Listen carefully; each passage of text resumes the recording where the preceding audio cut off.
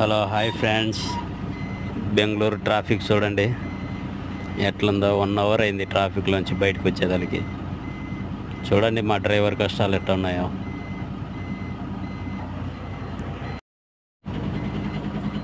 మీకు ఇలాంటి వీడియోలు ఇంకా కావాలంటే ప్లీజ్ నా ఐడిని సబ్స్క్రైబ్ చేసుకోండి. ఇలాంటి మంచి మంచి వీడియోలు ఇంకా వస్తుంటాయి. ట్రాఫిక్ గురించి, యాక్సిడెంట్ గురించి,